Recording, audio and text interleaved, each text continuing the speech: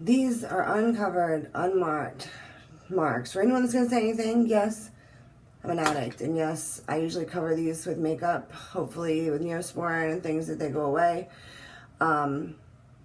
Yes, they're track marks. And yes, I'm an addict in recovery. And honestly, you know what? I'm getting ready to make this video about addiction because recently I end up getting in these little squabbles on the internet where I'm over here trying to defend addicts of all kinds against these ignorant, I mean, just like people that, you know what I'm saying? Like, if this is how you really feel, like if you really feel like you want to bully some addicts and that's how you feel, like you want to go about your life and, you know, you want to feel like you are that well informed, you know, that you know it all and the addicts are selfish and that they do these things and it's a choice and yada, yada, yada.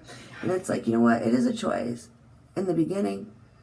And it's usually because of some trauma that happens in life. In that video, I was getting ready to go to a friend of mine's funeral.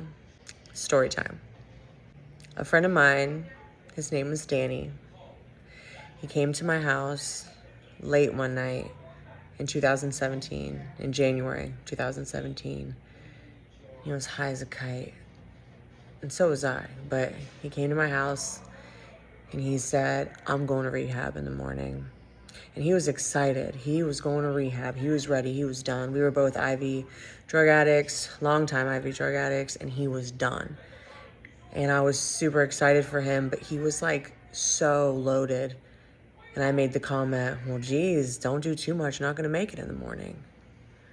And that night he overdosed and departed. I always think about him. I always think about that decision he made, how when people go into rehabs or whatever, and I've been guilty of this, you get as loaded as possible before you can even go in there, before you can check yourself in, before you can commit.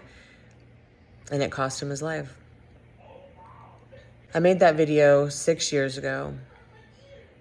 And at the end of it, when I talk about trauma and how people bully addicts, and it's because they don't understand. And some people should be grateful that they don't understand. It all does start as a choice. But nobody that is in fit mental health status or has a fit mental health status does that to themselves. As I've went on my healing journey the last 6 years, I've realized that I was broken. And not only was I broken, I had accepted that that's just what I was, that's just who I was, and that was just it. And that was the end of it. There was no other roads anywhere else. This was it. This was the path I was on. This was the path I was given. No, it's the path I took. Getting caught up on the is it a choice or is it a disease, again, and I'll say it again, and I have said it before and I will continue to say it. What begins as a choice develops into a disease. I'm happy to say that I am so grateful for recovery. I am so grateful for my family. I am so grateful for my kids.